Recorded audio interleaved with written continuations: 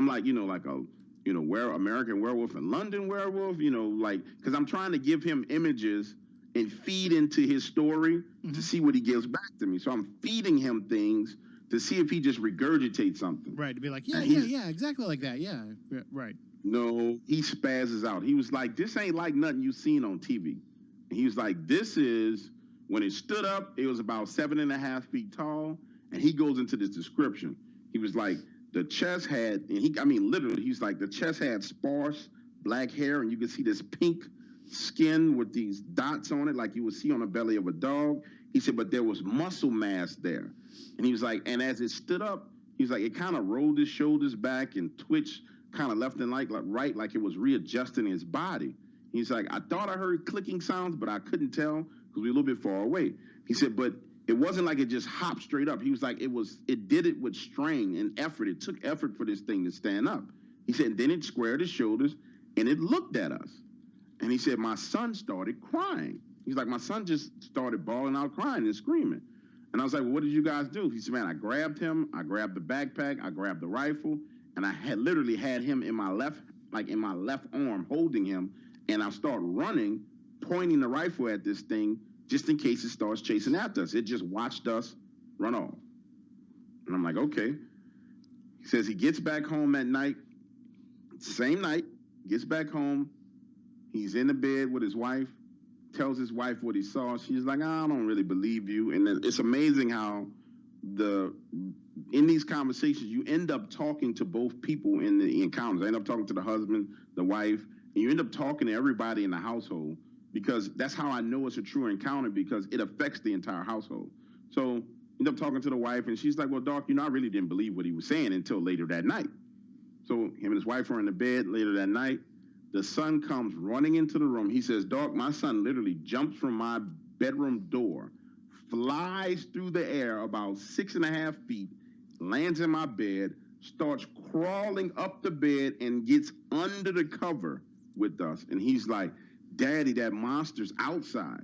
Ooh. And so the dad had just saw this. And he's like taking it serious because he knew what he saw. So he goes and grabs a shotgun. He starts circling back out of his bedroom towards the back den of their house. And their back den has these double, the sliding glass door, like you're in an apartment complex, those doors that slide open, and you have that little screen that slides with it. That's how their back door is this glass door. So he has a shotgun. He's going towards the back of the house. He's looking through the glass door. He doesn't see anything. His wife comes out behind him, and he turns around to talk to her, puts his back to the door, and they're talking. Then her facial expression changes, and she has this look of panic and fear. And she's stuttering and stammering, and she's like, look behind you. Turns around, this thing is standing in his backyard, bro. Standing in his backyard, looking into the house. Stands there, looks at him, and I said, man, well, what did you do? He said, I thought to myself, this is not something that you can shoot.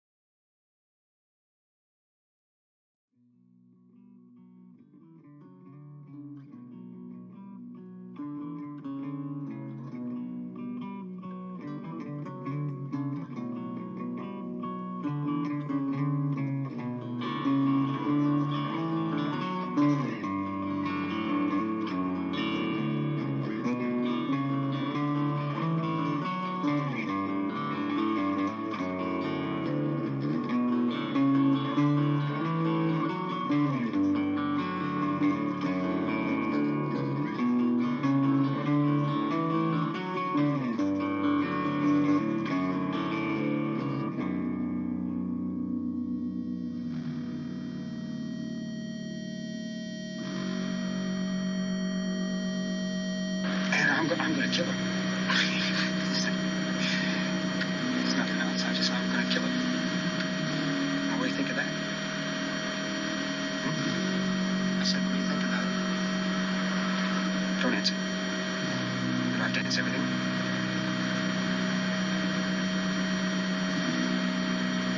I'm gonna kill her. I'm gonna kill her with a 44 Magnum pistol. I have a 44 Magnum pistol. I'm gonna kill her with that gun. Did you ever see what a 44 Magnum pistol would do to a woman's face? I mean, it would fucking destroy it.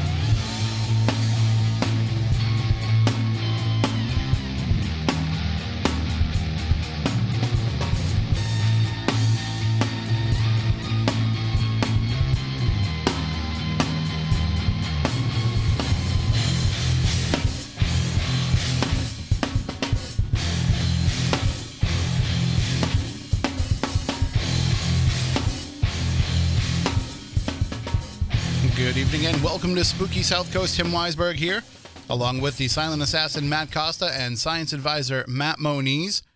Couple of weeks off here, but we're back. I kind of remember how to do things here.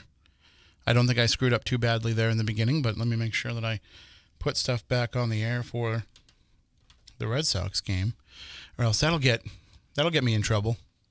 So it's great to be back here after a couple weeks off. This is Spooky South Coast, where we talk about the paranormal pretty much each and every Saturday night. And we'll be with you for a lot of Saturday nights coming forward because we don't have a lot of other things planned in the weeks ahead. But, oh, that's a little creaky. But we will say that it's been a interesting couple of weeks since we last spoke to you. Of course, I went on the paranormal cruise with Stephanie and Porter. That was a good time. We'll talk about that a little bit later on. And also, last week, we took the night off because we had the opportunity to go and see Taylor Cormier, WBSM news director, and myself, along with our friend Scott Renish. We had the chance to go over to the Gilbert Gottfried show at Whites of Westport, and we actually got the chance to sit down before the show and interview Gilbert Gottfried. You know how they say don't meet your heroes? Well, that doesn't count when it comes to Gilbert Gottfried because he's one of my favorite comedians, if not my absolute favorite. And he was so nice. He was so humble. He was so unassuming. You wouldn't even know that he was the star of the show from the way that he was interacting with people and hanging out and all of that. So we recorded a good 10, 12-minute interview with him, mostly about his podcast, Gilbert Gottfried's Amazing Colossal Podcast, because Taylor and I are huge fans of the podcast, and all of you out there should be as well. If you've never listened to it, you need to tune in and check it out. You can get it on Stitcher or wherever wherever podcasts are found. But we had the chance to really sit down and pick his brain a little bit about that podcast. And we talked a bit about some things that pertain to Spooky South Coast. You know, I'd wanted to get him to open up about the Universal Monsters because he's a big Universal Monsters fan. And I figured that would fit into the show perfectly. But it took a little bit of a turn. We had him do some impressions that he does that are really good. Some of you may know the impressions, some of you may not. And we actually ended it with a song. So all that is coming up a little bit later on in the show. But we also will talk about, we'll have the Week in Weird. And I always say each week that Matt Bleistein has kind of outdone himself with the Week in Weird, but this week I think he definitely has. So stay tuned for that as well. And then, you know, if it's one thing we talk about on the show, yeah, it's the paranormal. That's kind of part of the show. But come on, what's it really all about? It's all about the snacks, right? So there's a box behind me that you can see on Spooky TV right now. A big box behind me that is from Japan. And that box is full of some treats from our friend Spook Cat out in Japan, who is actually listening right now live. So thank you to Spook Cat for that. We will open it up on the air because there's nothing better on a paranormal radio show than listening to the host unbox gifts that they receive from listeners, right? Yep. That's what all the good paranormal radio shows do. She gets the joke, so it's okay. So we will do that a little bit later on as well. But before we get into all of that, we have somebody popping on for a little bit to join us to talk about an exciting new project that I think all of you will have an interest in, and also maybe have an interest in helping to support. So let's bring on Frank Durant right now. Frank, are you with us? I think we got him on a little bit of a delay.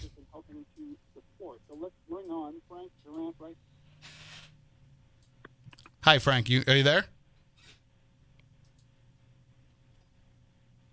I know he's there. I can hear him. Frank, you with us? Hi, Frank. Are you there? Tim, can you hear me? I can hear you. Can you hear me okay? Hello? Hi. Hold on. How about now? Can you hear me now? Are you there, Tim? I'm here now. Can you hear me? Hello? Hello? Whoa. I'm going to keep pressing buttons till it works. Hold on. It's an audition. That I should can't work. hear you. I think you can hear me. I can hear you. What? Matt's going to try and fix it. We'll fix it in post. I think I have everything set up correctly.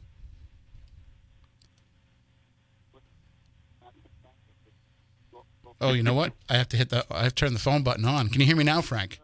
I hear someone now. Hi, Tim. Okay, hi. Sorry about that. Jeez.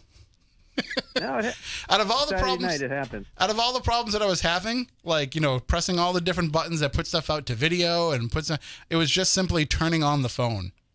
Gotcha. That was the problem. So That's what happens when I have 2 weeks off. You can't trust me to come back and be able to do the job correctly.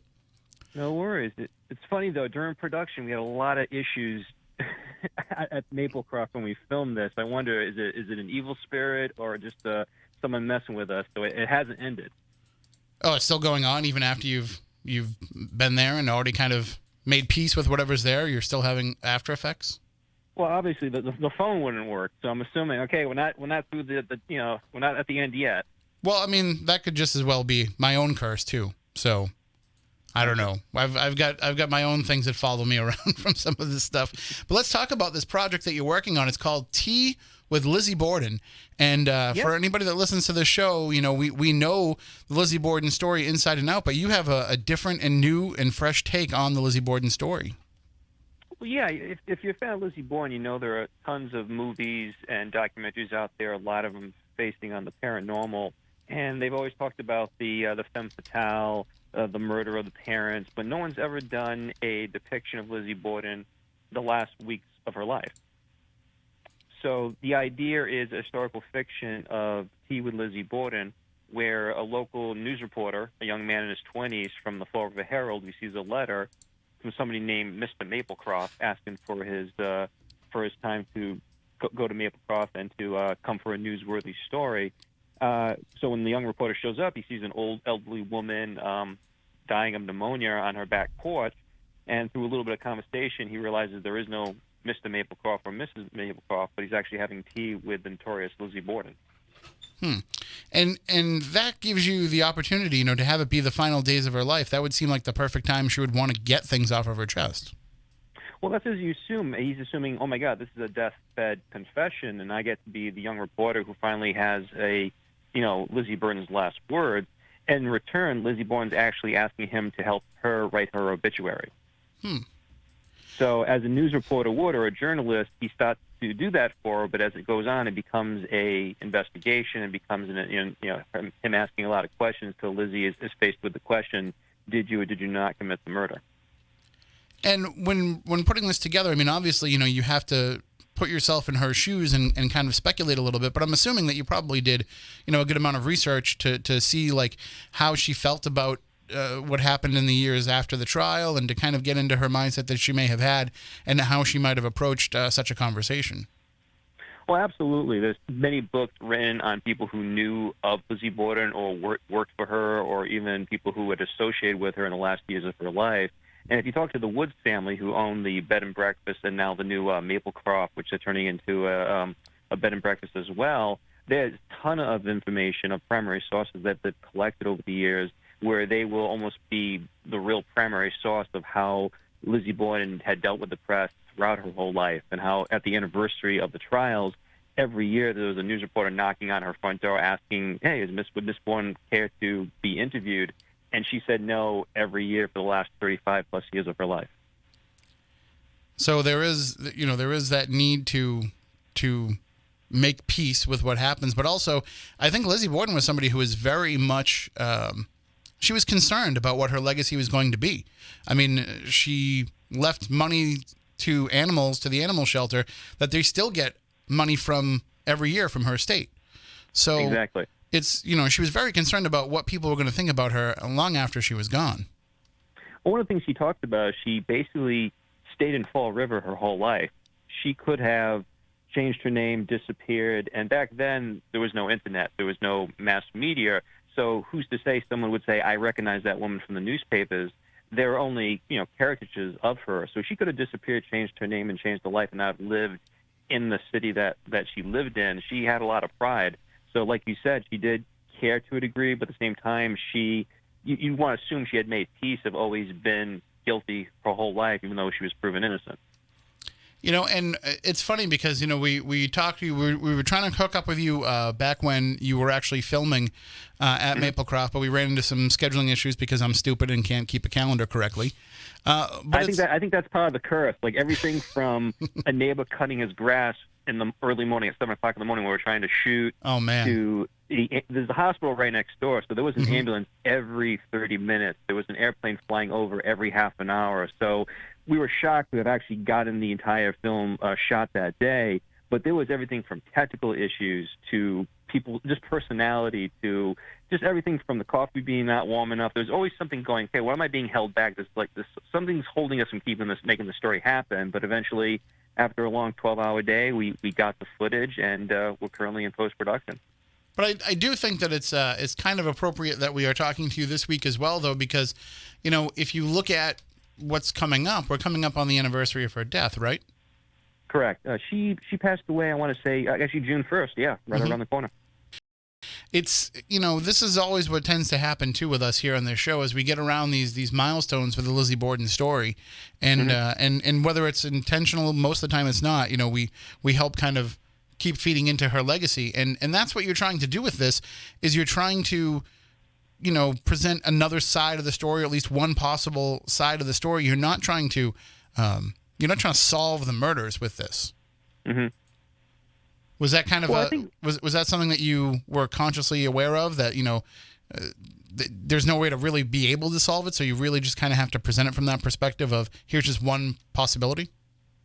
Well, yeah, I think one of the reasons why the Woods family liked the screenplay, because it really didn't have to do anything with the paranormal, where there's tons of people always trying to show up and try to find the spirit or the ghost of Lizzie Borden. Mm-hmm. For this being a different genre, I think they were like, oh my God, this would be a first in a very long time, because there's tons of fans worldwide that will fly in and actually come to, of all places, Fall River, because the Lizzie Borden name and the story still holds true to a lot of people because of the ghastly murder it was, a daughter killing her stepmother and father. And also, she was the O.J. Simpson trial of the era, where she got off when really public perception was she was guilty of sin. So to have kind of a depiction of not the, like I mentioned before, the femme fatale, or even about the trial, this is literally an old woman who knows that she'll be dead by the end of the week. And really, that's a different perspective of a young girl trying to get off of murder. She's coming to death very soon. So doing research not just on the story of Lizzie Borden, but also the language people spoke in the 1920s, it was not very different from how we speak today, but there were different words and phrases and how people pronounced, because people had always asked, did Lizzie Borden have an accent? For me, as you can tell, I'm from the Rhode Island area, but, was Lizzie Borden a true Victorian woman who still spoke proper English? So there was a lot of research to say, how do I cast this? How do I portray her as an old woman in her 60s? But also, how is she going to hold herself as the Lizzie Borden of who you read about, as opposed to maybe she was a nice old woman, like you mentioned, leaving money for her for animal care. And so now with you've done some of the filming at Maplecroft. What's left in the pipeline before we can see this come out? What's still left to be done in the process, and can people still help out with it? Well, that's the thing. We have an Indiegogo page. If you were to Google Tea with Lizzie Borden, you'll easily find it on a lot of different Lizzie Borden Facebook pages. Everybody's promoting the help just to raise some final funding for post-production. I currently have a staff of editors working on it to sync sound to make sure everything is color-corrected. So any donations would go to the post-production team, just to give them some extra funds to help them hopefully have this edited by the end of June. Excellent. And then what are the plans for the premiere? Is it going to be an internet premiere? Are you going to be renting out a theater in Fall River? Or? Yeah, actually, the days of renting out theaters, when I started doing this 20 years ago, that was always the game plan of renting out the Columbus Cinema in Providence or finding a local cinema in Massachusetts. Now it's really throwing it on YouTube or Vimeo and just letting the public have it in public domain. The goal of this really was just to tell the story. When I wrote it, I thought this was a great script, and then I convinced actors and people to help produce it. So really, the funding goes to just getting this out there. So hopefully, it just adds my 2 cents, but also gives a different depiction of the whole Lizzie Borden chronicles.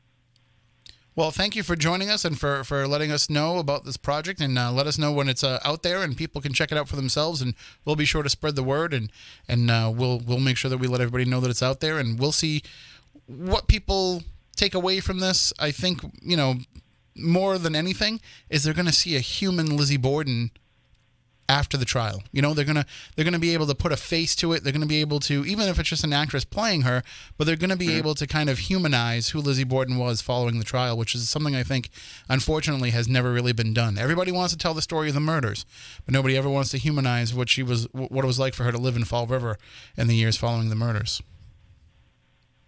Exactly. Thank you again, Tim. All right, take care and keep in touch. Have a good night. That is Frank Durant of the film Tea with Lizzie Borden. And again, we will let you know when it comes out there because I'm interested. I definitely want to see how it is that they portray her because, listen, Moniz, you've been doing this for a long time. You know, we've been doing this program for 13 years, and we started researching Lizzie Borden pretty much from the very beginning. Yep. And people always ask us all the time, like, do we think she did it? And my opinion has always been it doesn't matter. For what I do, it doesn't matter if she did it or not. Because I'm not interested in the murders themselves. I'm interested in all the things that have happened from a paranormal sense after the murders. But it's a question that, will never get answered. Even though there's rumors that there's, Lizzie Borden's personal inquest is in the lawyer's office in Springfield under lock and key and can never be revealed and all that stuff. But it's unsolvable for any of us to try to solve it. Not with the information that we have. Right. Yeah. So if that's going to be the case, all you're doing is speculating. And so it really doesn't help for me to try to come up with a hypothesis. Do I think it's possible that she did it? Sure. Did she have the motivation? Yep. Did she have the means? Absolutely. But just like O.J. Simpson, unfortunately they couldn't prove it. And that's what it is. Like, she was never convicted of the murders, at least in the court of law. That doesn't Openly mean convicted. Doesn't mean she didn't do it.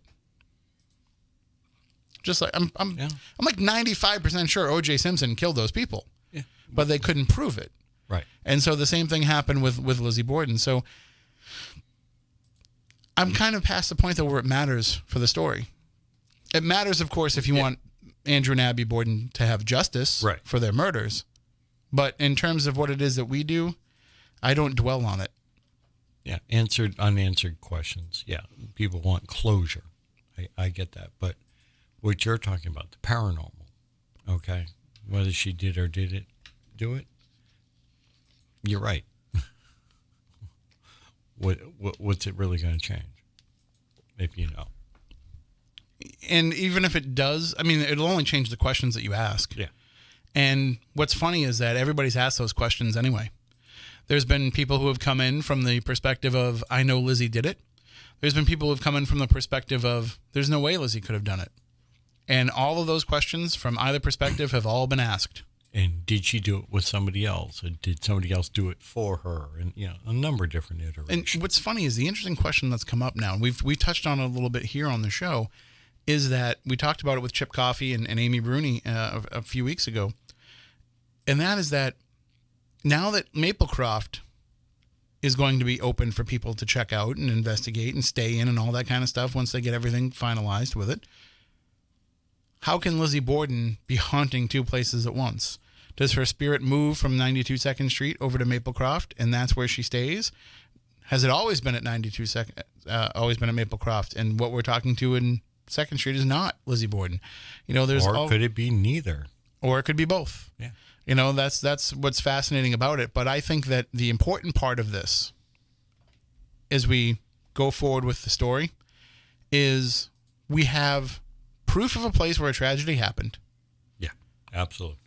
There's no doubt that there was a double murder in that house. Correct. Amongst other things that have happened in that house and on that property over the years.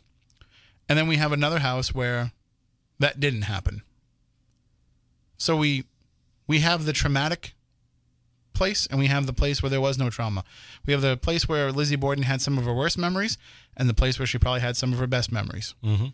And so it's going to be fascinating since the Lizzie Borden house has been open now for 23 years, thereabouts, for bed and breakfast, as a bed and breakfast, and as a place that people have been exploring, paranormally speaking, over the course of the next 23 years, that both places will be open. It'll be really interesting to see what kind of stuff comes out, because now we've got, it's almost like, I don't want to say it's almost like, having it be under the scientific method where you can, but you almost have your, you almost have your control environment with Maplecroft, where that there was no axe murders that happened there. So I think it'll be fascinating to see kind of over time as it builds what ends up happening here. Because you know my theory about what goes on there. We've talked about it many times, personally and on this show. There's something much more malevolent than any human beings, any murders. Maybe the term is elemental. I don't think it's demonic, but it's something evil, something dark. Whatever word you want to attach to it, that's what's there, and it feeds off the negativity of what goes on there. So what happens if that thing doesn't exist in Maplecroft? So it'll be interesting to see what happens. I look forward to it. We've got access, and but I'm talking about the long term. We can only do so much. I'm talking about when we have all of this, because let's face it, Lizzie Borden, the bed and breakfast is one of the most investigated places in the world. Yeah. So all these years that people were trying to start these databases for places, like that would have been one of the prime spots to have be a data collector. And so I think we'll see the same with Maplecroft, and it's just... You want to see how they collate. And not only that, but I want to see if the same people have the same experiences from one place to the other, because then is it something that's around the person? And there's just so many layers to it that it's very unique that we have two ends of the story now, when so many of these haunted locations, we just have one part of it. Yeah. Like even if we got access to the Amityville house today, you still only have the Amityville house. So when the Lutzes claim that whatever was there followed them to California, well, you don't have access to go to that house in California. Or when Chris Lutz is saying that it's still harassing him today. I mean, we could probably ask him if we could go to his house, but still, it's what I'm saying is it's you still only just have one piece of the puzzle. Here you've got another piece, and maybe that other piece helps you put together the picture a little bit better. Well, if, like what you're saying, she could be in both places at the same time. She shared half of her life in one location, the other half in the other. Right. And you could also say, though, that, if you are dead, you get to choose where it is that you go, if you go at all. Some people would say you're supposed to move on and move into the light. Some people will say you can come back if you want. Some people say you'll come back if you have unfinished, but whatever the different Well, you got attributions are they put on it. You got things like crisis haunting. Somebody dies in a location far away and visits a loved one that's like, either 10 miles or 100 miles or 1,000 miles away. Grandma came and sat on my bed. So why wouldn't she be able to go, But my point is she wouldn't want to go to 2nd Street if she had that free will.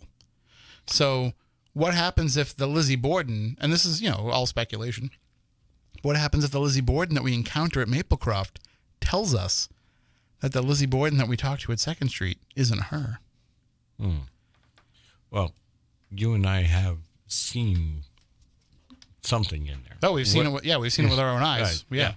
What it is, I can verify that I saw it with you, and we had several other witnesses. Thanks to those kids, too, for never giving us the video footage. Yeah, because that was absolutely wild watching that. And it was even more fun to watch them Scooby-Doo up the stairs. Yeah, for those who aren't familiar with the story, I'll just tell it real quick because I probably told it 1,000 times here on the show. But it was on the anniversary of the murders, and Moniz and I just stopped by to say hi because we were in the neighborhood. Yep. I think we were going to go into the Quikasham Club that night. So we just stopped by to say hi, and while we were there was 2 teenage kids that were doing their own little video investigation of the house, and so we went down to the basement with them because there was still reenactment stuff going on upstairs, and so we went down into the basement, and while we were in the basement, we saw a shadow figure, and the shadow figure stood and stared at us, and then as we made a move toward it, it disappeared. Well, it not disappeared, it ran, like it took off. And we watched it move from, there's different rooms within the basement. We chased it from room to room for almost an hour. And every time we would get a little close to it, it would take off. Yep. So, and those kids were running video footage the entire time. But you know what? You know why I know that we haven't seen that footage? Do you remember what the fatal flaw was to them trying to record that video? because we ragged on them about it. They didn't have IR. Yeah. They just took a regular video camera down into the dark. I'm like, this will work, right? This is just going to turn green like on Ghost Hunters. No. Doesn't work that way. But maybe those kids are listening, and maybe they've taken that video and enhanced it over the years and can send it. No, they taped over it. I'm sure. But it was definitely some sort of shadow that just autonomously moved on its own. It blocked light. It blocked other objects. It interacted with us. Yep. And I don't know why we felt that it was whatever the negative thing is in there that's down there, but we felt that. And it did not. I remember feeling sick from it. It was not a welcoming feeling. I do not. I usually don't get sick from spirits, but I felt ill after that. So definitely an interesting night that night. And speaking of interesting nights, we've had some interesting nights since the last time that we were together. Oh, by the way, I want to say hi to everybody out there. If you're listening at the Nick Groff and Elizabeth Saint event in Winchendon, Nick had invited me to come on up and join them, but I declined because we hadn't done the show in a couple of weeks, and I wanted to have the chance to come and talk to everybody and to catch everybody up on what we were doing. But I was hoping Stephanie would come in. She's still feeling a little bit under the weather, so I was hoping she would come in because we had some really, really interesting stuff happen to us while we were in Bermuda that is part of a bigger picture. We had the same spirit kind of following us around and interacting with us in different locations across Bermuda. So when we got it through Echovox, we got it through the Estes method, we got it through a number of different ways. And so I think we will probably put that together for at least a segment of a show, probably not an entire show, but at some point we'll talk about it in depth, and we'll see if we can bring Porter on too, because he was there for it as well as a number of our friends that were there with us on the trip. But I will say this, the food was especially good on this cruise. I mean, this food's always good on a cruise, but on this one it was especially good. So the final night I had prime rib. Okay. That was for my appetizer. I had seared scallops, or as everybody else said them, scallops. Those were surprisingly not that good. Oh. So for those of you who live in New England, trust me, there's a difference between New England scallops and scallops from other places. These other scallops just didn't taste like anything. So, but I had those, and I had bouillabaisse, which bouillabaisse is not an easy thing to make. It's not an easy thing to get. The saffron alone will cost you an arm and a leg, and I'm just mad about saffron. And saffron's just mad about you. Yep. So that's I just deal with that, and then the nice Donovan reference. I love Donovan, and then the prime rib. Yeah. So that was a good final meal. And what did I have for dessert that night? I don't remember what I had for dessert that night. Oh, it was that weird. It was some chocolate like custard, coffee custard, really good. But yeah. So anyway, food aside, yeah, it was a great time. We made a lot of new friends, as well as spent time with some old friends. So if you missed out, hopefully we'll do another one. I'd like to do another one. It was really fun. It's very interesting to bring people from all over the country and have them come together in this one place and bring their own stories from their own experiences from their own places. So as you're sitting around the bar having a couple of drinks, and, after dinner or whatever, and you get to talk and you get to hear all about their experiences and all of the things that they've found and discovered and checked out. And some of the folks had never even been on a paranormal investigation. So we also found out that we might have been the first people to ever investigate a certain historic location in Bermuda. And I think we weirded the people out that ran the glass bottom boat tour, but we actually investigated inside the inside the Bermuda Triangle over the spot of a shipwreck, which was an intentional shipwreck. They sunk the ship to form a reef. But we turned it on there. And trust me, it was not lost on everybody that we were in the Bermuda Triangle, like trying paranormal experiments. There was a slight concern about whether or not we would be returning. So I tried to alleviate the crew's concerns by saying it's kind of like Cocoon. Like they'll just take us and you guys can go back and tell everybody the story. But, like we might actually disappear. But it was a good time. And it's if you've never been to Bermuda, I recommend it. The best part about this cruise was we got the most fascinating tour guide, a bus driver actually, to drive us from the dockyard across Bermuda to St. George's. And he gave us so much Bermudan history. And he was a guy that was into the paranormal. So he knew like just some of the good paranormal stories to tell us too. And we came away with so much information. So if we do go back, we've got all kinds of plans about what else we want to do. Well, the island's not all that big. No, it's not. 22 miles. Yeah. And only like I think it's like 6 miles wide. I think it's 2 miles at its widest point. So it's really, really very small. And it's very expensive too because everything has to be imported into the island. They have like no real natural resources. And when they told me, as we were just talking about like some of the things that they have and they don't have. Like one of the things they don't have is they don't have hornets and wasps because nobody's ever brought them there. So they don't have any. I was like, well, this is paradise to me then. I want to live here because I hate hornets and wasps. But we did the last day that we were there, they had a monsoon, like just a regular storm for them. But a storm for them, a thunderstorm for them would be like a hurricane for us. We're talking 55 mile an hour winds. There's no protection coming right in off the ocean. And it was incredible. Glad that we got to experience that. Hey, maybe we can form a reciprocal partnership with people in Bermuda. One triangle to another? Yeah. As long as they bring some of the Bermudan fish stew. Okay. The official dish of Bermuda, I guess, or one of the official dishes. Have you ever heard of this? It's like a heard of it, never had it. It's like a dark, like like a little bit of a darker based fish stew. Okay. And then when they bring it to you, they bring you this cherry pepper sauce to pour into it, and rum. Oh. And so the rum that they bring is just a freaking bottle of rum right there in the little caddy, and you can pour as much rum as you want to into the soup. And it's the first time in my life I think I ever got drunk off a soup, but it was good. I also discovered Dark and Stormies, which changed my life. All right, so that does it for rambling on about the cruise. But we will talk about some of the paranormal aspects on that coming up on a future episode. I know that Porter said that based on the information that he got, that we got on the investigations, he was trying to piece some of that together because we got very, very, very specific information. So he's trying to find out if we can piece that together with actual records and put something together because we got the name of a captain, the name of a ship, the year that it happened, all that stuff. So it should be easily verifiable if indeed we were getting the truth. So we'll keep you up to date on that as well.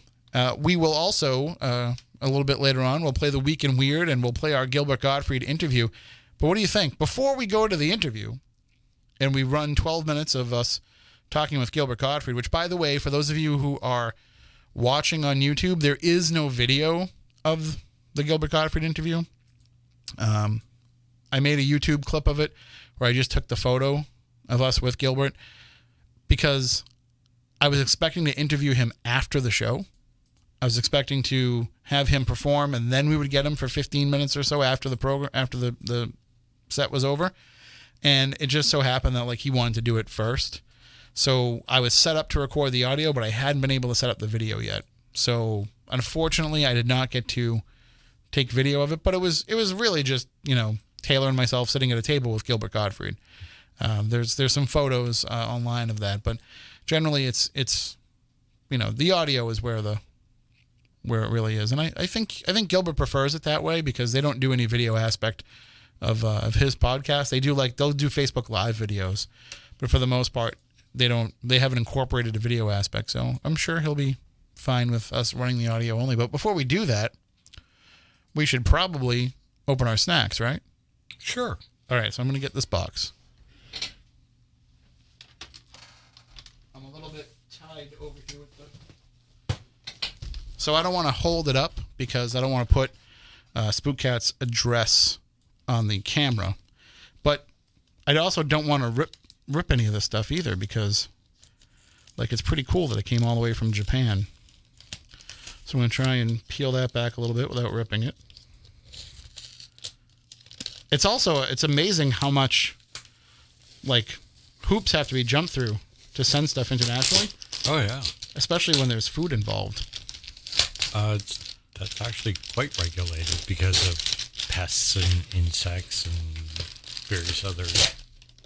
That's how you get hornets in Bermuda. You want hornets in Bermuda? That's how you get hornets in Bermuda. Exactly. I probably should have brought scissors.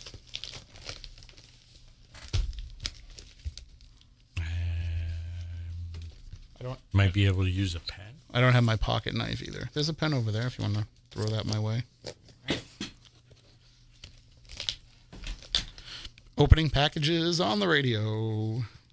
That's what all the good paranormal shows do. Oh, I broke the pen. That's pretty good.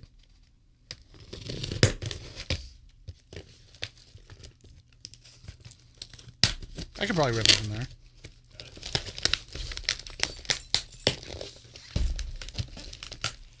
If Godzilla jumps out of this thing and eats me, I'm going to be pretty upset.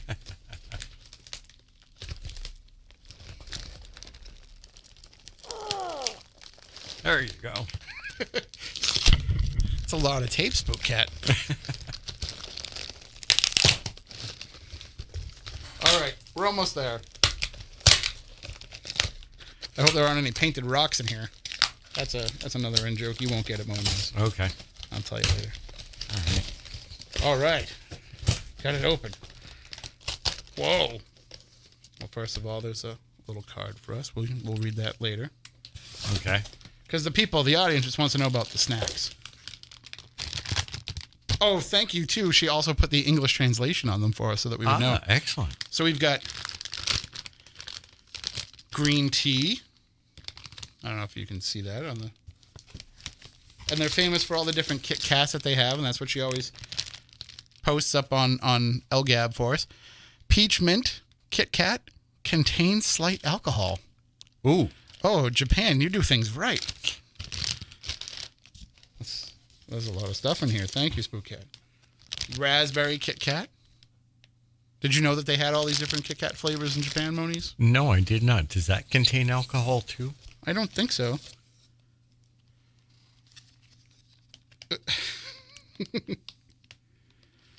This is coffee chocolate. She says, I'm not responsible for anything that happens with these. If a fight breaks out over these, that's on you guys. Okay. So that's that. We have Sakura and roasted soybean Kit Kats. Cherry blossom and soybean powder actually make a good combination. So we have those ones as well. We're only like halfway through these too.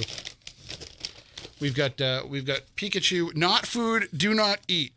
You can eat the tiny piece of guru though. Don't eat it gum. Go. Don't eat it off the floor. So there's a little Pikachu there. Put that over there. Oh, why? Can you? It's showing her address? Yeah. Okay, sorry. Everybody ignore that. I think she said she's moving anyway. I'm dropping stuff all over the place. So we have mini chocolate pie. Wow, that looks awesome. Look at those. There's like chocolate seeping out of it. Mini chocolate pie.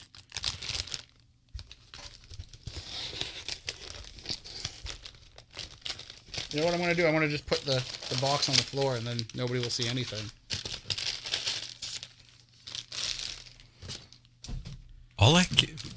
What is that box? A TARDIS? Strawberry cheesecake Kit Kat. Green tea Kit Kat. This says an absolute must from Japan. We have Pocky. Green tea Pocky. Somebody who lived in Japan told me, you have to try Pocky. Oh, this is excellent. I wish Stephanie was here for this. Fried squid. Ah. I wish Stephanie was here for that. We'll save that till she comes in. And then this is Kumamon, the mascot for Kumamoto, Japan. Very troublesome. This consists of sweet red bean paste and sweet potato. So they're definitely They're inventive with some of their flavors. Definitely. Thank you very much, Spooky Cat. Thank you. And so basically, we just need to take a photo of us holding all of these because this is what Spooky South Coast is all about. It's all about candy and snacks. So I feel like, you know, I don't want to open any of this if Stephanie isn't here, but I'm dying to try some of it too. So we'll have to debate that and fight about that while we listen to the Gilbert Gottfried interview. Because I don't know. Some of these, I don't know if I can hold back. Open one. How about that? One of each? Hey, listen, I was trying to do the parenting type thing. You pick one and you... I'm not the one that chose to stay home tonight, Stephanie, although I also am the one that chose not to tell her that we were going to be opening this package on the air tonight as well. Okay. So, well, if Matt's ready, we'll go to the Gilbert Gottfried interview. I'm just going to run the audio over here, and he'll put up just an image because, as I said, I'm the dummy that couldn't get the video stuff set up in time. But let's see, did I lose the video? I think I did. And we are here at Whites of Westport with the legendary Gilbert Gottfried. I'll take that down a bit. So let me just set this up a bit. Again, it's myself and Taylor Cormier at Whites of Westport. This was part of the South Coast Comedy Series that's been going on at Whites of Westport. And if you want to take part in any of the remaining shows, they do have tickets available. Coming up next Saturday night, it will be Nick DiPaolo. So if you're familiar with his comedy, you've probably seen him on Comedy Central, and he's been all over the place, Nick DiPaolo. He'll be next Saturday night. And then the Saturday after that, they're going to wrap things up with the very famous comedian Pablo Francisco. So if you've seen Pablo Francisco. He's the guy who makes all the noises, and he likes to talk like he does like the relationships where he does the girl's voice too. You know, I think I know the one you mean. I think one of them was the drunk Mexican girl at a party was one of his things. Like, you know, you're talking to me like you know me. Like that's him. I'm not going to attempt to do the voices, and he does like all the sound effects and all that stuff. So he'll be the week after that. So you can get those tickets at southcoastcomedy.com if you want to go and check out the shows. You can't ask for a better venue to see a comedy show. It's intimate. You're kind of close to the stage no matter where you are. And then the comedians are all there hanging out afterwards. So you can buy them a drink at the bar. They're selling some autographed pictures. Gilbert Gottfried stayed until every person that wanted to buy something bought something. In fact, I bought 2 autographs. One of them's hanging on my wall in my office. The other one is I'm keeping locked away because it's for his podcast, and I'm going to wait till I have the rest of the people from the podcast sign it. So I'm going to actually send it to the studio and have the rest of the crew sign it and then send it back.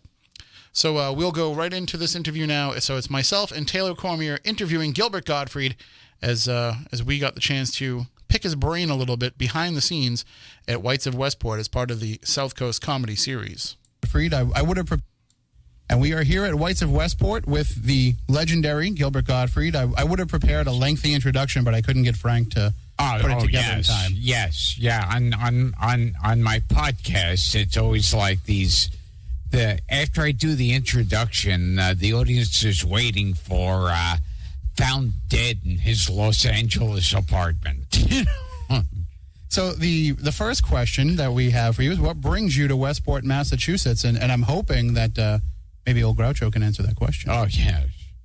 Well, what brought me to Massachusetts was back in my day, they had a thing called a train. And this was something that ran on tracks. And the tracks were on the ground. And the trains would be on the track. So that's what's so great about not only about your podcast, but just kind of your comedy in general. You keep a lot of these characters alive.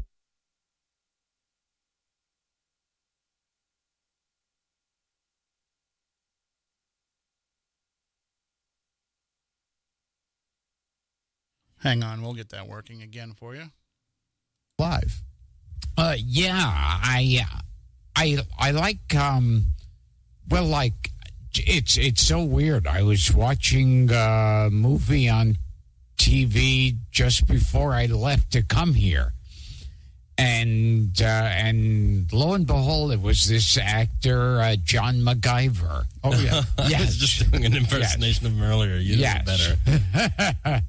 You probably, Everything must be run according to schedule. Yes, we will have no slackers here, sir. What is it about comedy stars and even actors of the days before? They don't seem to last as long today.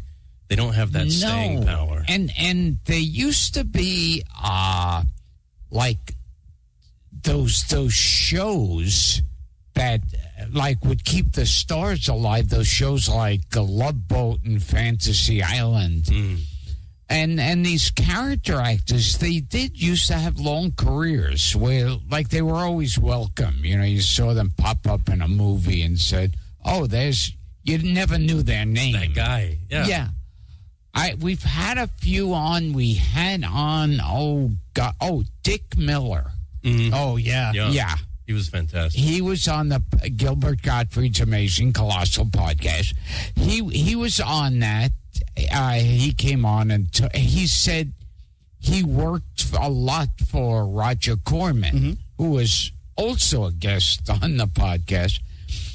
And he said Roger Corman, it was like he's known for being really just saving every penny that he can, not spending a dime on anything.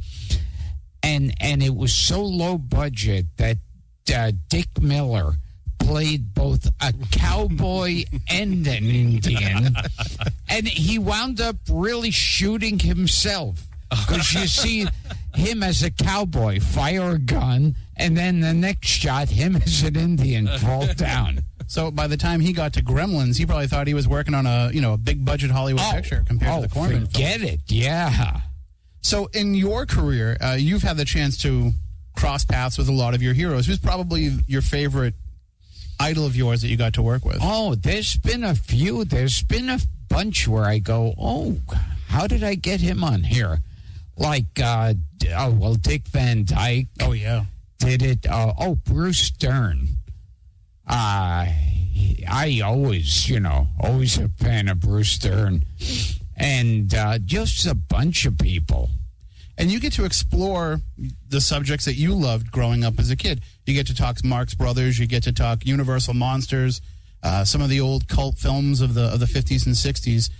And that's, I think, the younger generation that's into podcasts, they might not find these things if not for your show. Yeah, it's fun because when I first started doing the podcast, I thought, I'm doing old stuff. They're not going to know who these people are, and they're not going to know what we're talking about. And then I get these things like, tweets and whatnot saying, I didn't know who that was, but I've been looking it up.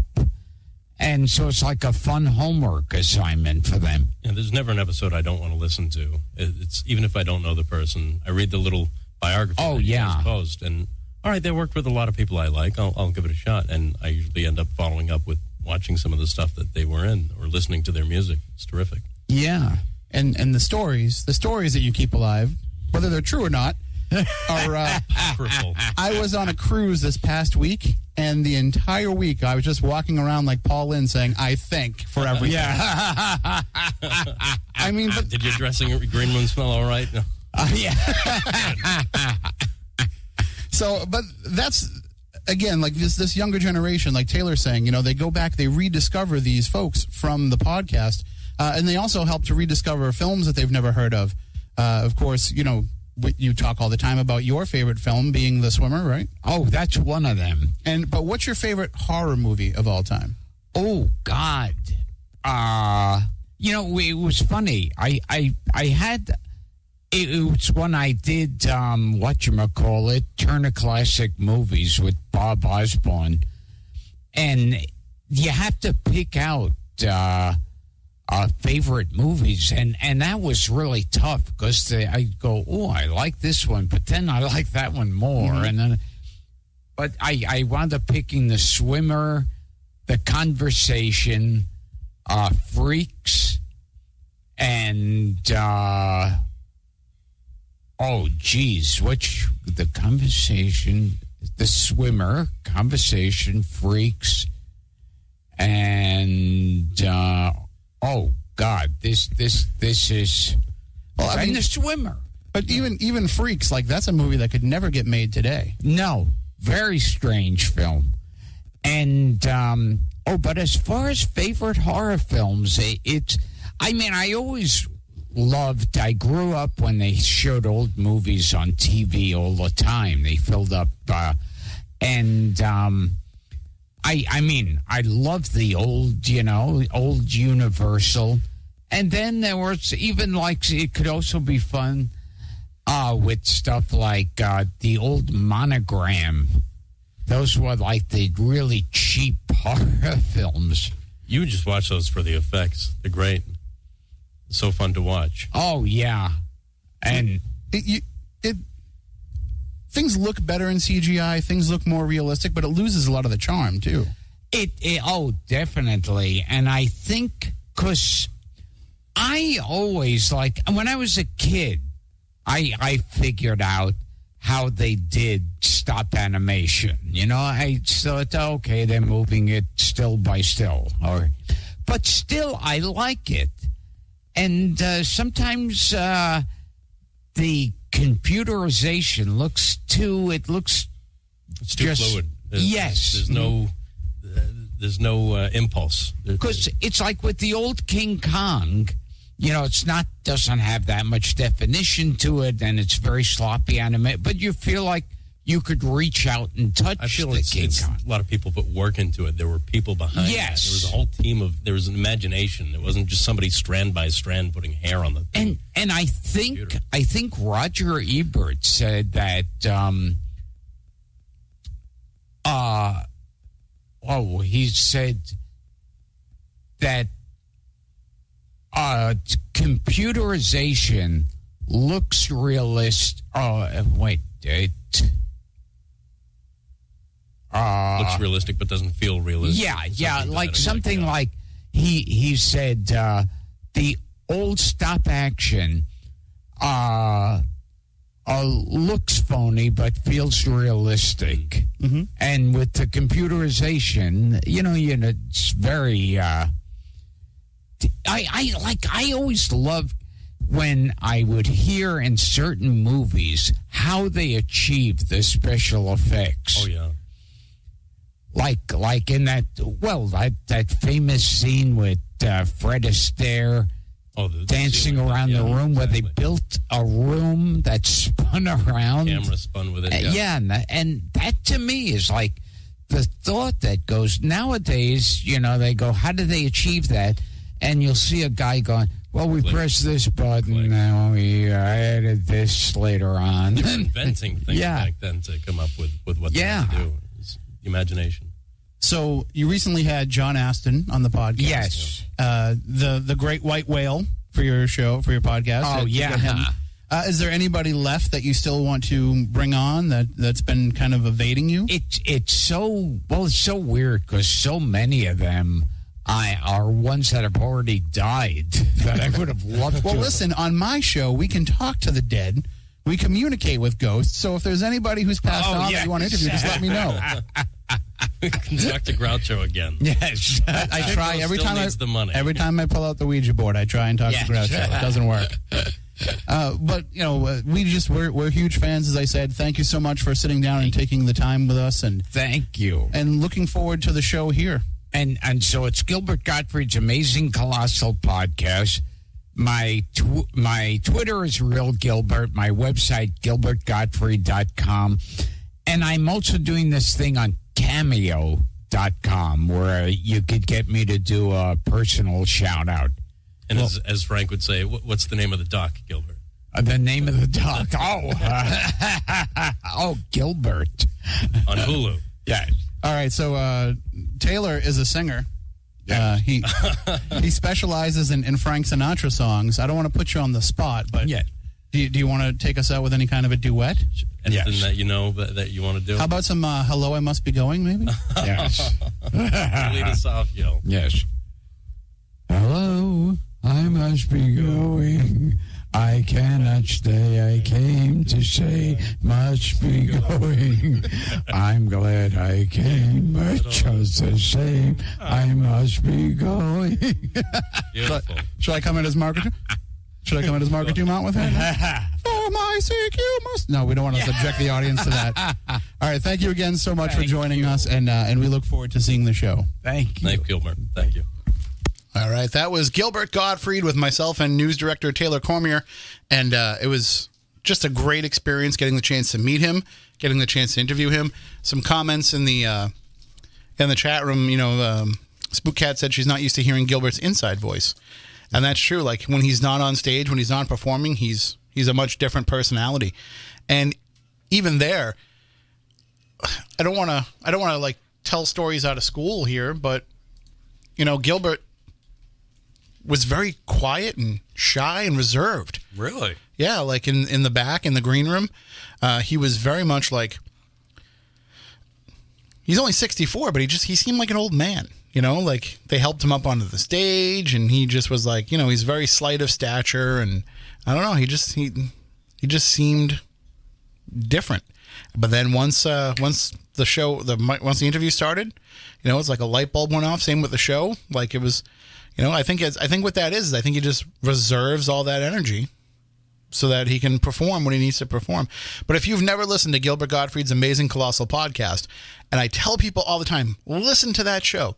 And they always say, well, I can't stand his voice. I can't listen to that show because I can't listen to his voice. Well, that's how he talks throughout the course of the podcast in his regular voice. Like he'll get boisterous when he laughs or whatever, but he's not doing the Gilbert Gottfried voice. Mm-hmm. You're not going to listen to 2 hours of Iago from Aladdin talking. And so when you listen to the show, you hear the passion that he has for old Hollywood and some of these character actors. Like we were laughing because he was doing the impression of John MacGyver. And people remember John MacGyver from the Twilight Zone. I could try to describe him to you if I wanted to, and you're not going to know what I'm talking about. But then I show you a picture. Oh, that guy. Yeah. And so that whole show is dedicated to all the that guys of Hollywood. The people who have worked with everybody. For example, this current week's guest is John Davidson. And I know John Davidson from That's Incredible and from Hollywood Squares. But I didn't realize that John Davidson had this whole career as a singer. I mean, I knew he put out albums, but I didn't know that he had toured as a singer and that he even tried his hand at being a comedian and that he'd been an actor in a variety of different things. I didn't realize that he played a transvestite on the streets of San Francisco. Okay. So there's certainly, a lot to be learned about some of these actors and some of these stories that they tell, and they're keeping things alive. And I have to thank my friend John Tenney for introducing me to this podcast, because I would not be listening to it if not for him. We were on the Second Strange Escapes cruise, and he told me, he's like, if there's anybody that would enjoy this podcast, it's you. And so as soon as I got back onto the mainland, I started downloading episodes of it, and I fell in love with it right away. And I went and I told Taylor, and I said, Taylor, if there's anybody else that would love this podcast, it's you. And so Taylor started listening to it, and he fell in love with it too. And now there's a listener society on Facebook for the podcast that we're all part of, and they share great old Hollywood stuff. It's fantastic. So if Gilbert Gottfried's voice is what would keep you from listening to that, have no worries. But it is really funny when they bring people on who are singers, because they always make Gil sing with them. And so it's really funny that one of my favorite episodes was Tommy James from Tommy James and the Shondells, telling the story about how he worked for Roulette Records, which was owned by the Mafia. And so he's got some really interesting stories about it. He was just a funny guy. And then they decide to have him sing I Think We're Alone Now with Gilbert. Oh, God. And Gilbert singing is such a hilarious thing that they started doing these mini episodes on Stitcher where it's just people sending in requests of songs they want to hear Gilbert Gottfried sing. And it's so good. It's because he can't keep the beat. Like, no matter what, he cannot do it. And he basically, he makes every song his own. So, again, I know it sounds like I'm gushing, and I don't really gush about a lot of other shows or podcasts. So, you know that if I am, it's going to be well worth your time to check it out and listen. So, if you've never listened to a podcast, you don't know how to do it. I mean, some of you out there, I don't know how you're listening to us if you don't know how to listen to a podcast, but if you've never done it before and you don't know how, just download the Stitcher app. And on the Stitcher app, you can search for Gilbert Gottfried's Amazing Colossal Podcast, and you'll get all the episodes as soon as they're release the new episodes. Now, if you want the mini episodes, you got to pay for those. There's a subscription. Usually it's $5 a month to subscribe to Stitcher, but right now they're running a sale with the promo code SUMMER. And if you use that promo code, then you pay it's like $24 to get a year of Stitcher. So well worth it. There's lots of podcasts on there. Why am I promoting Stitcher so much? Why am I giving them a plug like this? Well, because they also carry Spooky South Coast. So if you need a way to get the Spooky South Coast podcast, you want to listen to some of the older episodes that you've never heard before, you can get them all right there on Stitcher. It's a great, easy way to listen to these podcasts. And what I love the most about it, probably my favorite thing about Stitcher, is it's one of the few audio apps on my phone that when I'm done listening to it, I can just swipe it and it turns off. You know, there's only 2 audio apps that I have that do that. The Stitcher app and the WBSM app.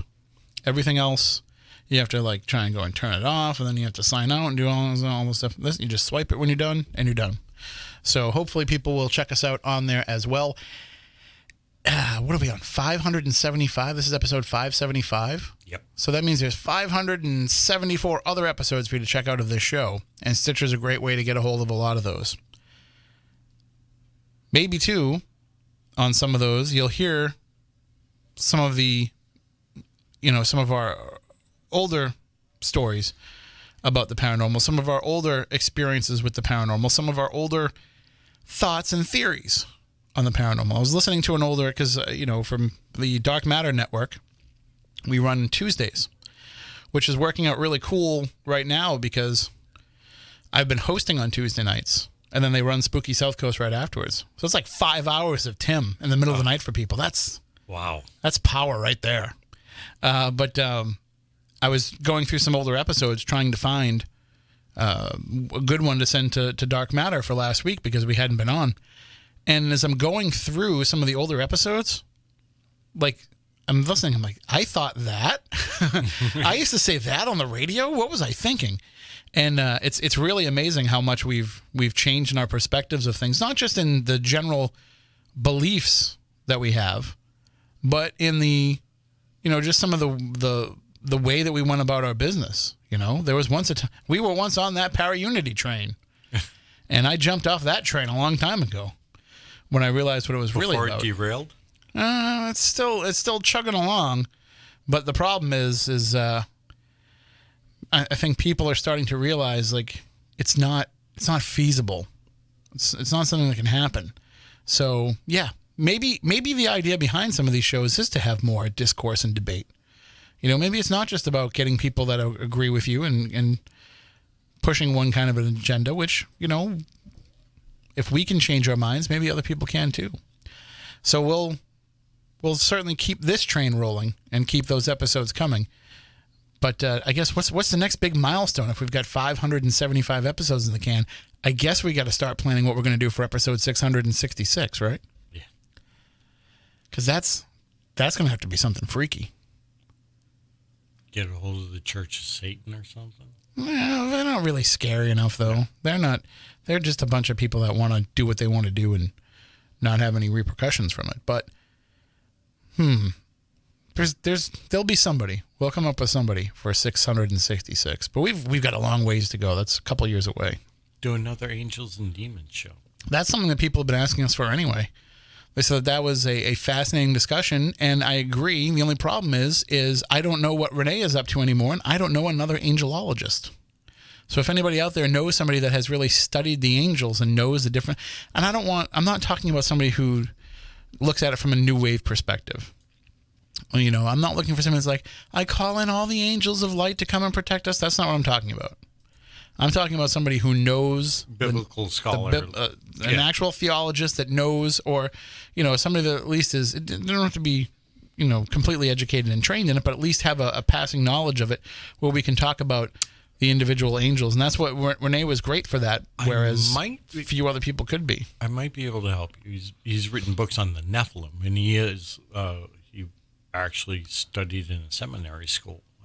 Let me reach out. Okay. So, but that's the thing. That's the reason why we've had to hang up on that is I can't find any good angelologists anymore. Even when I look them up and I look up angelologists, what I'm finding is people who are, workers in the light. Yeah.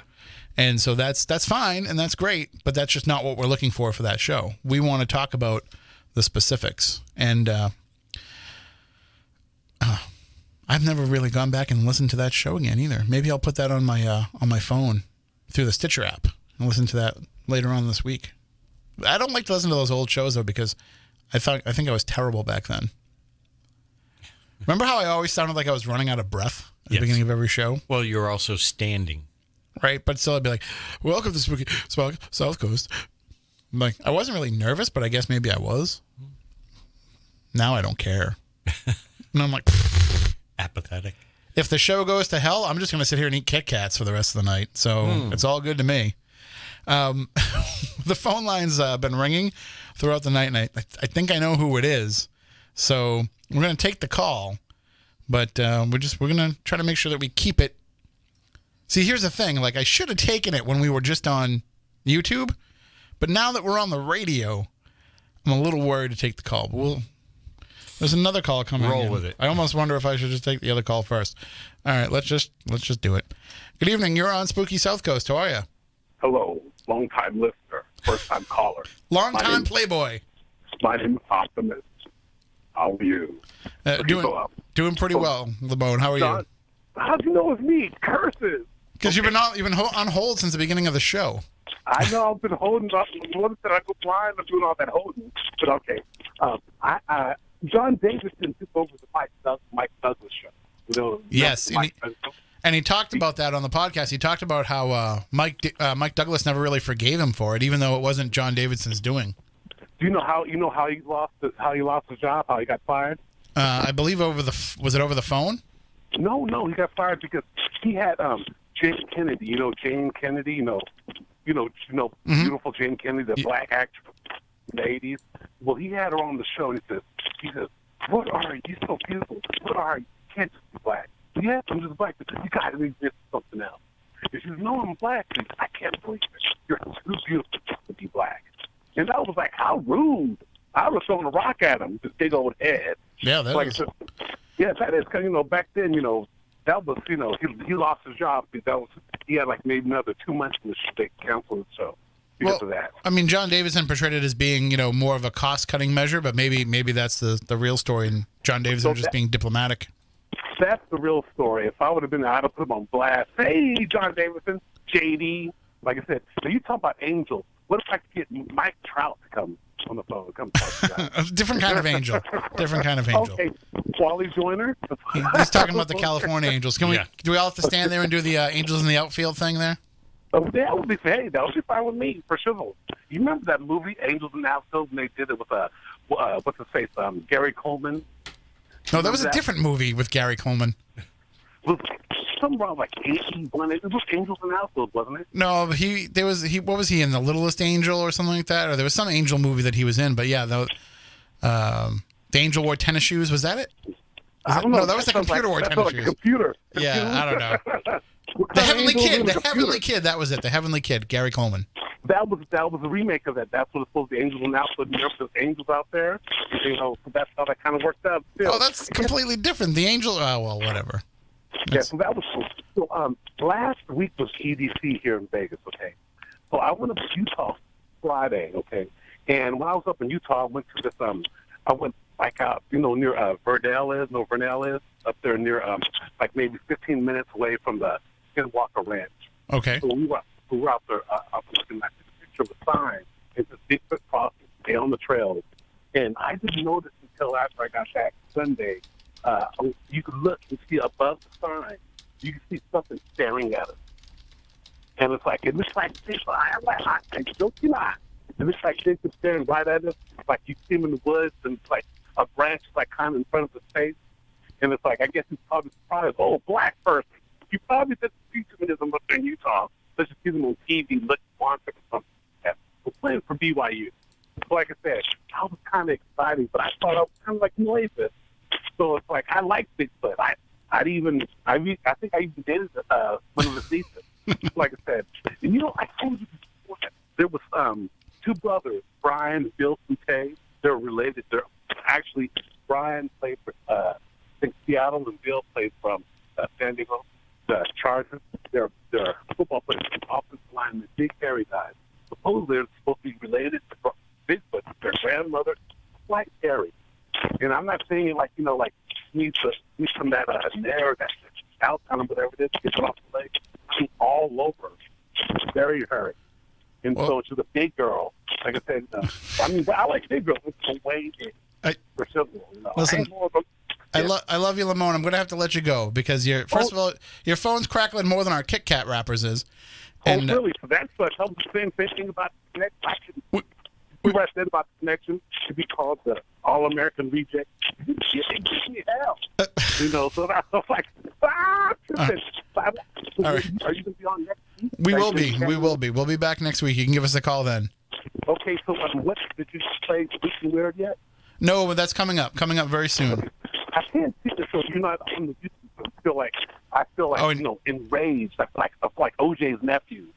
So, you know, like Sasquatch Sneeze, okay, OJ's nephew. This is devolving even more. All right, thank you, Lamone. Have a good night. Play on, Playboy. I hope all you listeners have a wonderful new Memorial Day, and hope you guys be able to find somebody you love and let them remember, give them memories. Let people have good memories of whoever you love, whoever you like. All right, there you go. I'm going to go visit the Colonel Sanders. All right. So like I said, for symbol. Yeah, thank you. Or Julie B. Okay. Play on, player.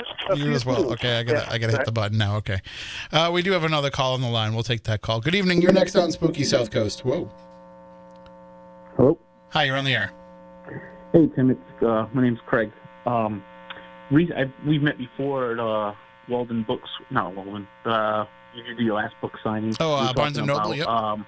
Barnes and Noble. We were talking about Gooseberry Island and stuff one time, but recently we were just up in Florida 3 weeks ago down in St. Augustine, and I got a story with my daughter.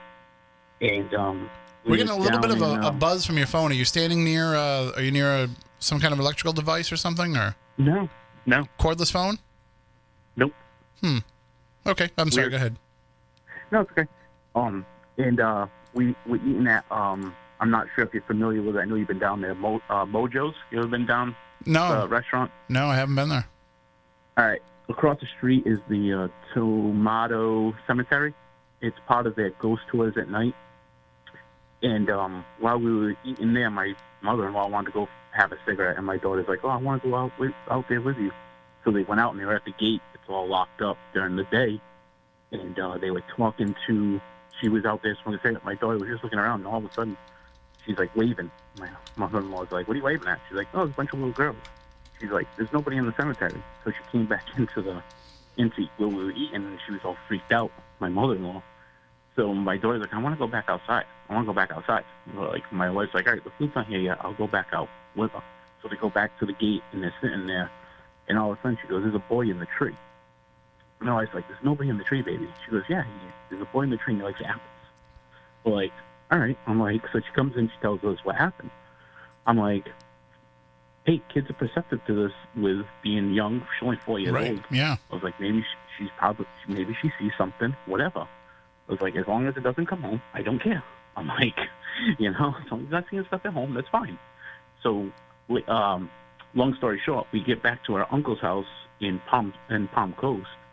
A cousin of hers is there, and we were talking about how we were over there. And he says, on the night tours, they say that there's, we didn't even tell him the story. And he's like, yeah, they say, they see a boy in the tree at that cemetery across the street. And I was like, wow. What? What'd you just say? And he's like, yeah, see. And we're like, funny you say that. Page today saw a boy in the tree. And he goes, yeah, they also see girls at the gates. And he's like, she was waving to somebody at the gates. I was like, that's the craziest thing. I was like, I couldn't believe it.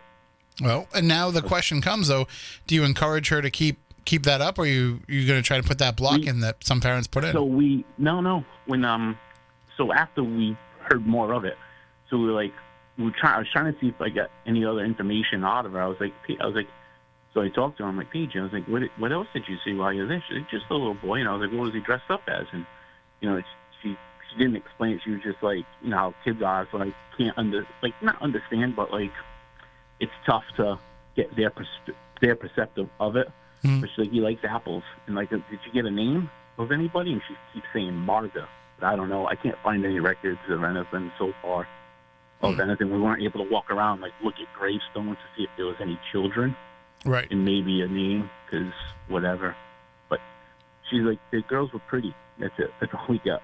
Well, still, I mean, back then, they dressed up in dresses all the time too back then. Mm-hmm. They're little like that. So, yeah, but we were trying to encourage her and just like, it's okay what you saw. If you saw something, you saw something. Well, like there's nothing bad, So. Well, if you go back, keep us up to date with if you go back and if you pick up on anything, if she picks up on anything else. Yeah, I mean, we've been there before, but she was too little. She was Right. only 9 months the last time we were there. So we'll be back because our uncle only lives like half hour, 45 minutes away from there. So we go every time when we go down. So this time we want to go down. We want to do one of the ghost tours at night to see.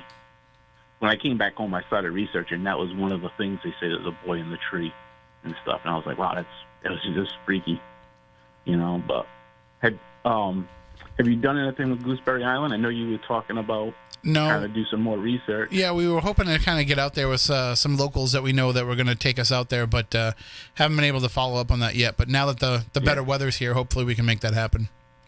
Yeah, especially down there. The bugs right now, once it starts getting warm, the bugs are tough walking to that trail. Yeah, well, that's the problem is, then by the time you get out of bug season, then it starts to get too cold or too wet to be able to go out there too. So yeah, you gotta just pick your fight when you're gonna go and do it. So, but I think we'll look into that, and I'll let you know if we'll update everybody if we do get out there. Yeah, definitely, because I have an interest started with that, but that's another. I can always talk to you guys another time with that one. Sure. But I'll keep you updated if we ever go back anytime soon and you get any updates with her. So. Sounds good. Well, thank you so much for the call. Take it easy. You're welcome. Bye. Yeah, there's that's one of the things that we've been discussing internally here in the station. Is some people have told me, oh, you have to go out to Gooseberry Island and out to some of the structures out there, and so. But us, we have to do everything above board and with permission and all that kind of stuff. So we'll make it happen, I think, and we'll go check it out. We'll let you know about it. Craig was mentioning it's kind of sad when it's kid ghosts and when there's kids involved, and when you go through the cemetery, it hurts you to see the graves of children. And when we were in Bermuda, we went through the Royal Naval Cemetery, and there's a whole part of the cemetery where it's people who died from yellow fever during the yellow fever outbreak they had. And there's a lot of children that died. And in Bermuda, I don't know if it's a Bermudan custom or if it was just for this particular naval cemetery, but they put the exact cause of death on the gravestone.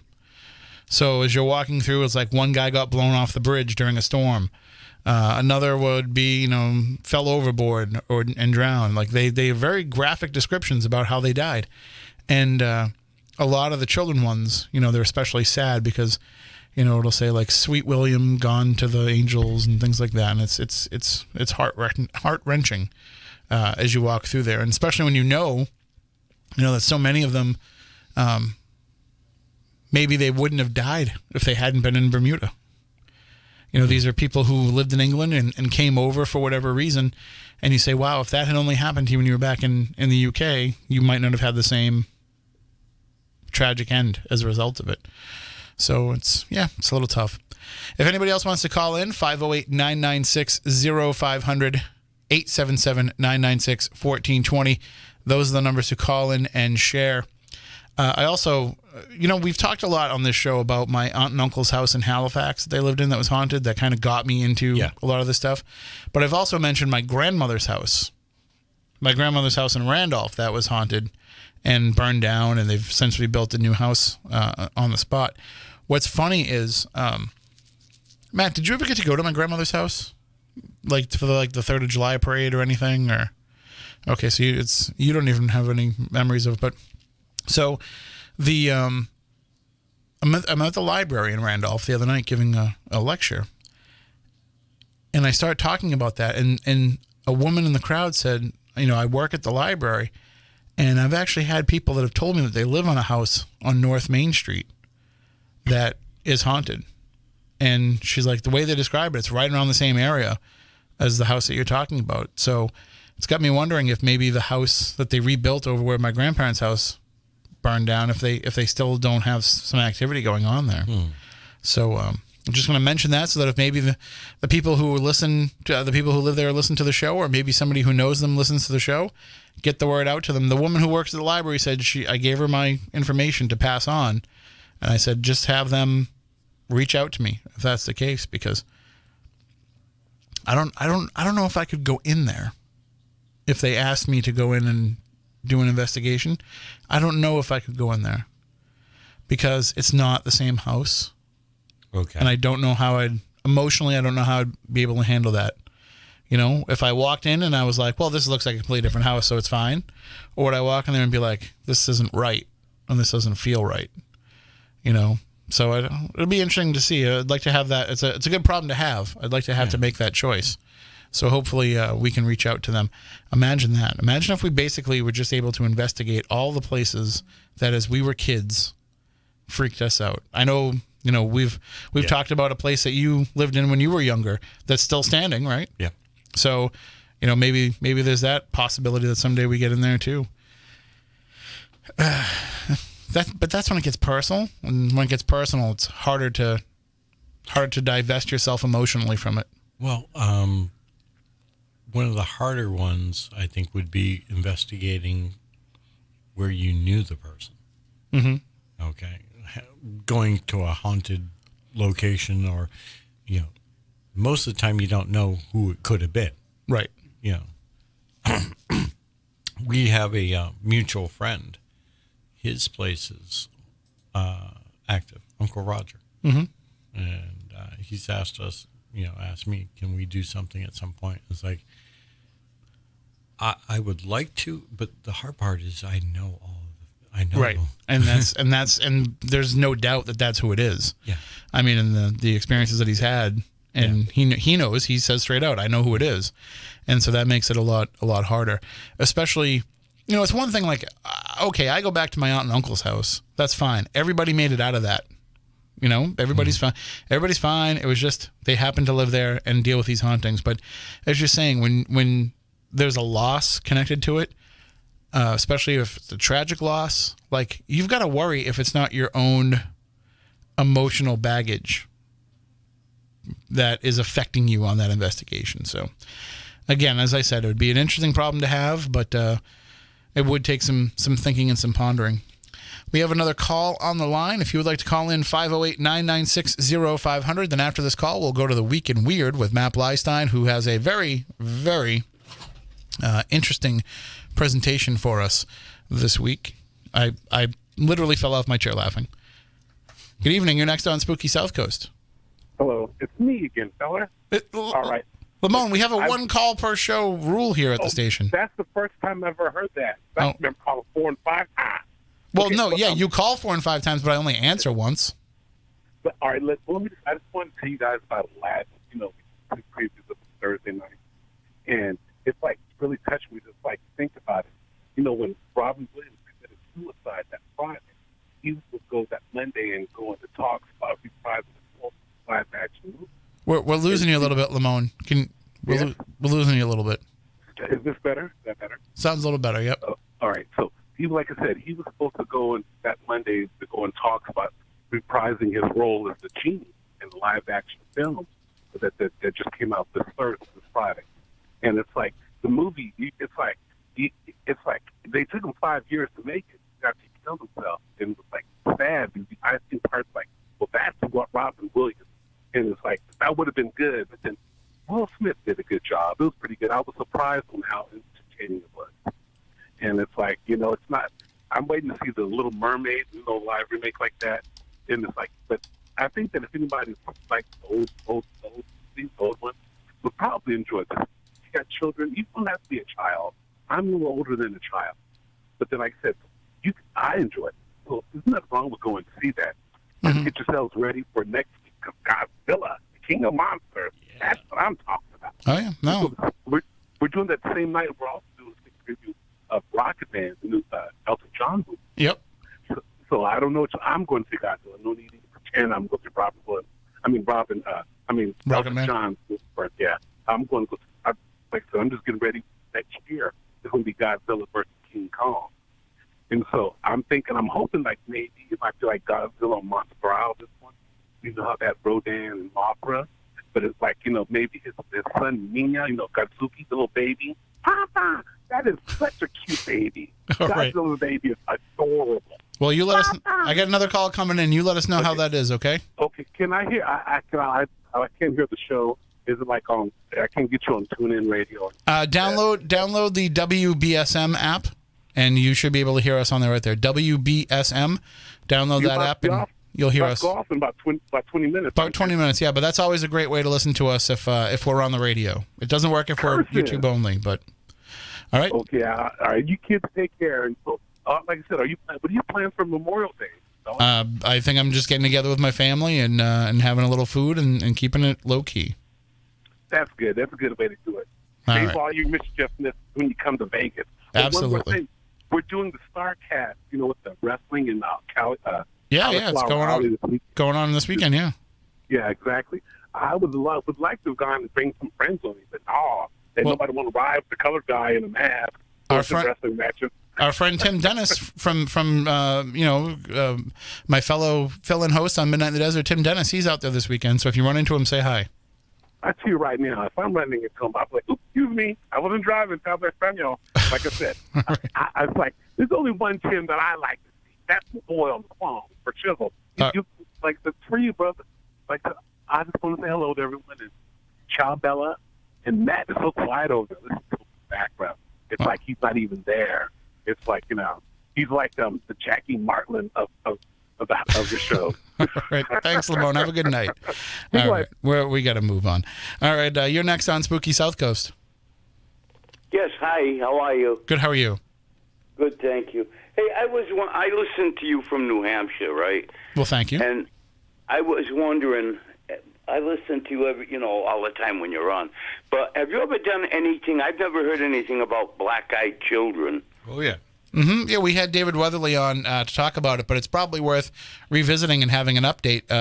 That was an episode where we got really freaky for us because we had some local people that called in that were saying that they saw black-eyed children around New Bedford and around this area during that show. I did hear that show. Okay, I'm sorry. I had forgotten. It's been a few years, though. I just bought Weatherly's book. I just bought the book that I hadn't started reading it yet.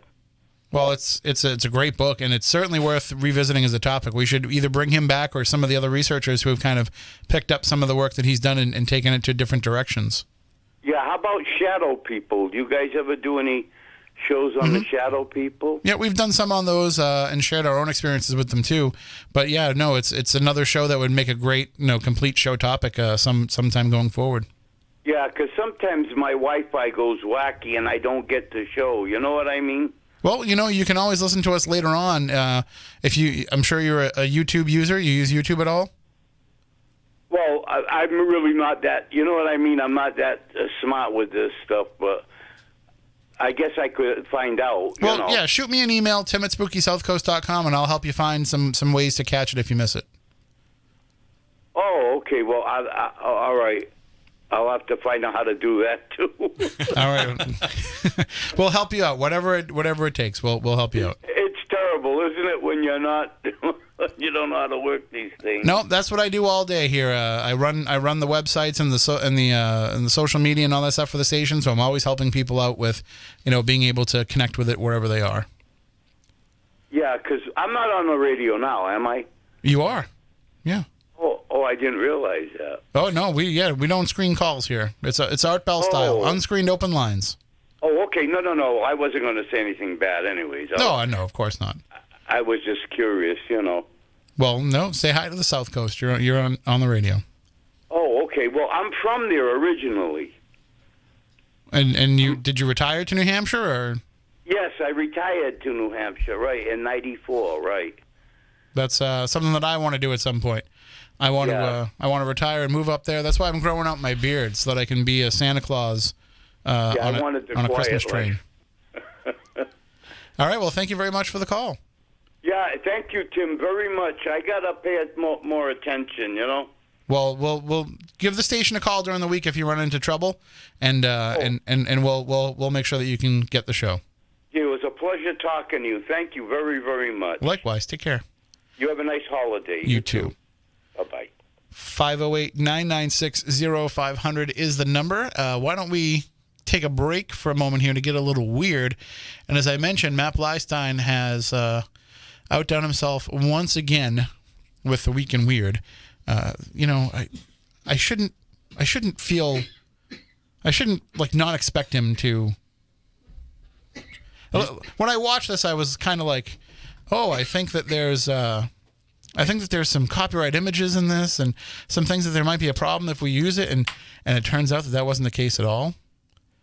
But he's a professional. He knows he is. But he really, he fooled me with it. Like, it's so good. And that's what I like about these each week is that's, you see some of these stories that go around. There's all some of these weird stories that are out there that people are talking about, but he goes kind of beyond that. And he takes it a different direction. And he finds a different angle to the story than what other people are talking about.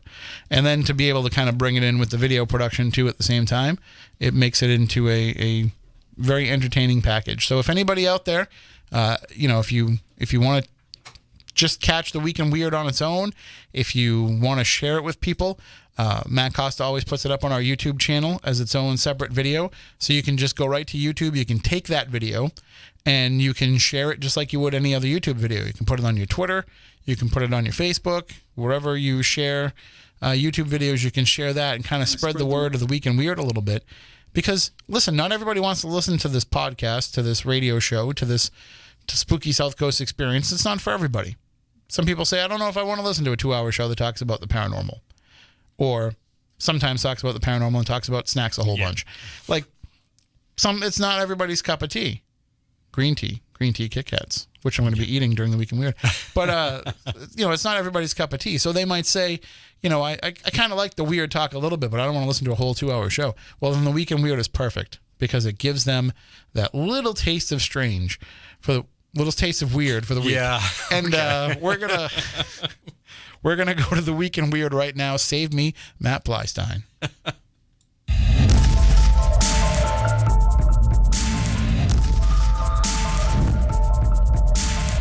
In a world where the paranormal is just a breath away, we're spanning the globe to bring you the best in paranormal news. This is the Week in Weird. Hello, and welcome back to the Week in Weird. If you're looking to make a little extra money but don't want to drive for Uber, our first story might be the answer you're looking for. Officials in a small French coastal village, whose name I can't pronounce, are seeking the public's help in deciphering mysterious writing found on a stone, and they're offering $2,200 to anyone who can help solve the mystery. Visible only at low tide, the stone is covered on one side with crude letters, symbols, and a drawing of a boat. Two possible dates, 1786 and 1787, are also visible. Some believe that the stone might be related to nearby artillery batteries which were built around the same time. Experts think that the other writing on the stone may be in Basque or perhaps Breton, a language spoken by early inhabitants of the British Isles. Whatever information the original authors were trying to convey remains a mystery. The village hopes that by offering a reward, someone will finally solve the puzzle. A jury will choose among the entries to select the most plausible suggestion and award the prize money to the lucky entrant. Now, I'm no linguist, but to me, it looks like the writing could be early Rolling Stones lyrics.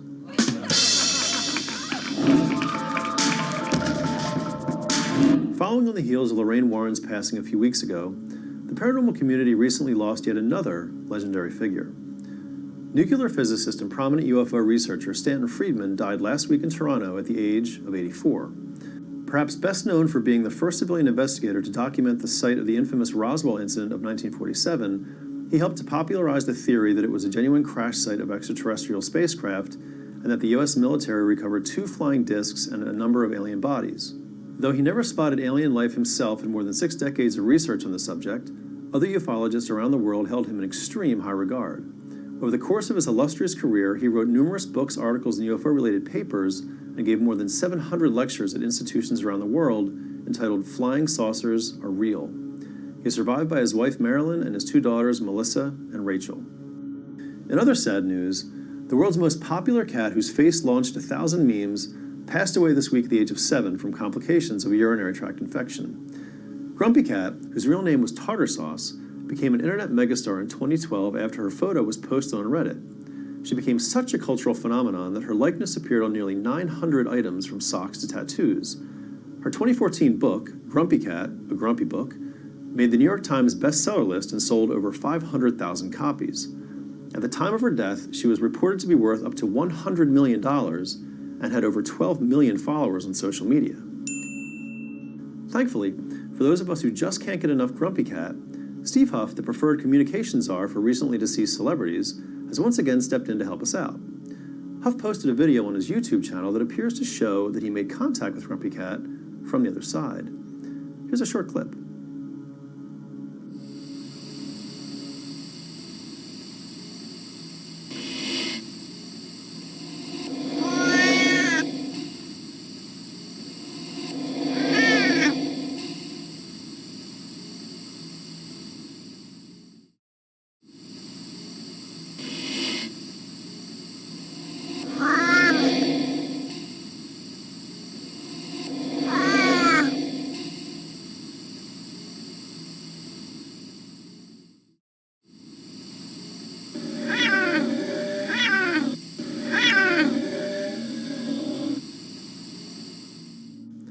She went on to say, "Don't sweat the small stuff," and it's all small stuff.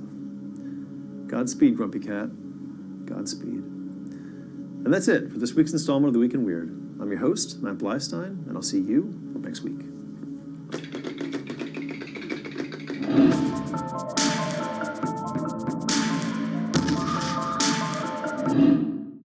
It's another hilarious edition of The Week in Weird, and so that was kind of my issue with it, was I thought that he literally lifted Steve Huff clips with that video because he did a good job. He nailed it. Mm-hmm. And then once I realized exactly what the quote-unquote wonder box was that he was using, once I saw that, I actually fell out of my chair. I laughed so hard. So, again, that's The Week in Weird with Matt Bleistein. You can check it out each week on the Spooky South Coast YouTube channel.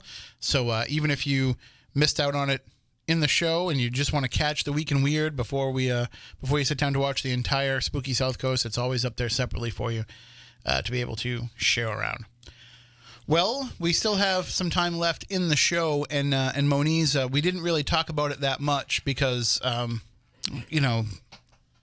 feel like it's something that we'll address in a full episode at some point when we have a little bit more time to devote to it.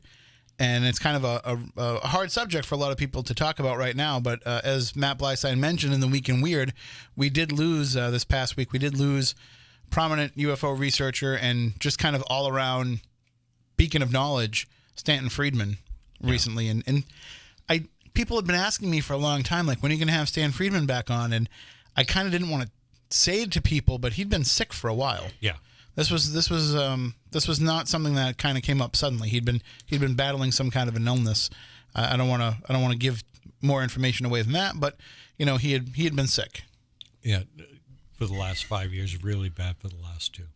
And so that's why we had him on with Kathy Martin probably about 5 years ago, and even then he didn't seem like himself. So that's why for the last couple of years obviously he still did some interviews and he still tried to kind of battle his way through it. But, we knowing what was going on, we just thought it was kind of better if we didn't try to force him to do a long form radio interview. He loved doing events. He loved going to these, lectures and talking to the people. I've known Stan for going on 25, almost 30 years. And he was always very approachable by anybody. And anybody could just walk up and just talk to him. And he would answer them. He would give them the time. And he was able to talk to people at their own level. Correct. So even though, you walk up to this guy and you say, what are you, a nuclear physicist or something?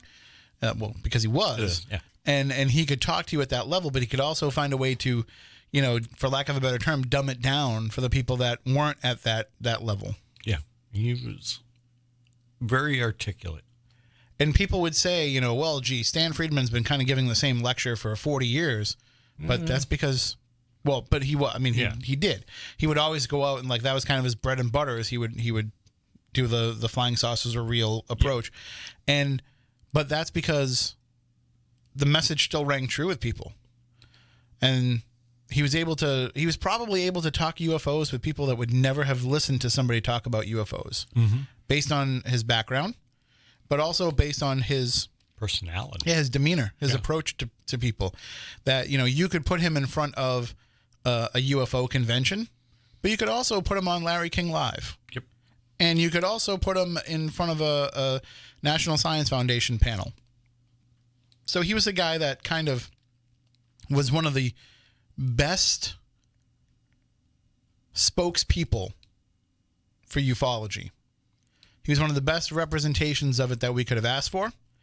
And I think we wouldn't be nearly as far along in it as we are today if it wasn't for Stanton Friedman occupying that position. So, because let's face it, the rest of you guys are all a bunch of nut jobs. So he made you all look good. No, there's a lot of great UFO researchers today, and I think what the difference is now is what we're seeing is coming out of the Stanton Friedman era. You're talking about a guy that would talk. Obviously, he focused a lot on the Roswell crash, right? And then when he worked on the book Captured with Kathy Martin, they focused a lot on Betty and Barney Hill. But he was a guy that could talk in broad strokes about UFOs and kind of talk about it as an overarching thing. But now we're getting to the point where, and it's not a knock, but we're getting to the point where we have specializations within ufology. Yeah. Where people are talking about just certain aspects of it. So you can have like a Mike Clellan focusing on the owl connection. Yep. Or you can have somebody else that's talking just about, like yourself, you talk frequently about people who were abducted and then kind of met again on Earth. Or abducted together. Right. And like all these different, like more niche aspects of abduction. And you can get away with that because a guy like Stanton Friedman kind of laid the groundwork from that forest for the trees. We are standing upon shoulders of giants. And this is where we will go forward with it. We will have more people that are able to not only specialize in it, but talk about specific incidents, specific cases. And the more that we can do that, the more then it becomes, I don't want to say believable, but for the average person, it becomes more of it has more impact. It becomes more believable. Right. I got you. And so I think that we'll see a lot of people kind of pick up some of the mantle from Stan and try and do the same thing. But I think you'll also see people realize that, they need to take it also the next step. And he would definitely be proud of that. So for all of us out there that are interested in things that are up there in the sky, when you look up there and you're looking for something flying around, also just acknowledge Stanton Friedman while you're looking up there as well. The other question that I keep getting asked over the last couple of weeks is, what else do we have going on in the coming weeks and the coming months? Well, we haven't really booked anything yet. We're working on a few things, a few ideas that we have, trying to find ways to do some different stuff, but also kind of go to some favorite places and look at them from a different perspective. So we'll have some announcements in the coming weeks about that. But I want to say that coming up really quickly here in July will be the Ocean State Paracon. So that's coming up. Let me give you the exact dates. I think it's the 13th and the 14th. I don't want to speak out of school, but I think I said that phrase twice tonight too, speak out of school. Like, I'm the only person left in the world that uses that phrase, and I've used it twice in the same night. But I want to make sure that we get the exact dates. So the 2019 Ocean State Paracon, which is not loading up on my screen. It is happening July 13th and 14th at the Assembly Theater in Harrisville, Rhode Island. So anywhere that anybody that's been to the Ocean State Paracon before, it's at the same place. And we'll be there the 13th and the 14th. Great lineup of people.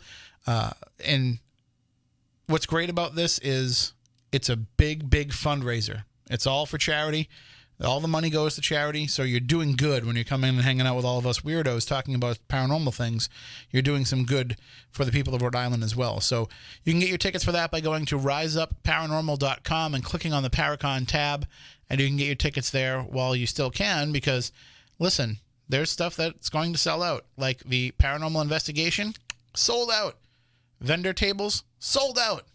But you can still get your advanced general admission tickets. And, of course, they will sell tickets at the door as well. But it's better to get them in advance so you can make sure that when, because if things start to fill up, you can't get into that nice air-conditioned theater. You don't want that. You need that. That's where all the speakers are, but that's also where all the relief is if it's a nice hot summer day. So definitely check us out at that. And then, of course, the Mass Paracon is coming up the end of September as well. And you can get tickets for that at massparacon.com. That's going to be a lot of fun. Get to, I think, as long as everything goes according to the way that Sam had it planned, get to investigate Ventford Hall again. I think it's going to be myself and John Tenney and maybe Stephanie if she comes along as well. And hopefully no bats this time. But I'm sure there will be a bat. All right, we have about 3 minutes left. Let's see if we can take this call. Good evening. You're on Spooky South Coast. Hello? Hello. Hi, you're on the air. Oh, hey, Tim. Oh, that's weird. I thought I was watching you guys live. How weird. Hi, it's Anna. Hi, Anna. How are you doing? I was on the cruise with you guys. You were? Yes. So I have to say, I did very much enjoy doing the UFO watch from the cruise ship. Are there ever going to be any plans to do that from the Bridgewater Triangle? I don't see why not. I mean, I was thinking about putting something. Yeah, I don't see why we couldn't all get together some night, and as long as we have permission. Yeah. Maybe we could go to the ledge and do it there. Not as an event, but just kind of like as a get together, and see if we can kind of have the same thing happen out there. Because we did have some weird stuff happening when we were looking up at the sky. There's a BFRO thing I'm doing in a couple of weeks, and that's one of the things I'm being brought in to do is help do a UFO skywalk. And that's where is that going to be taking place? Where's that taking place though? It's in Bridgewater. Okay, so you'll let us know if you see anything, and then we'll book something follow up after that. Yeah, I think that would be an awesome outing. I mean, just bring the bug spray, obviously, because we'll be out of doors, but, Right. Or we can just, let them land on us and then, feed them all to Moniz. Yeah. They might get trapped in his beard in here. That's true. That is true.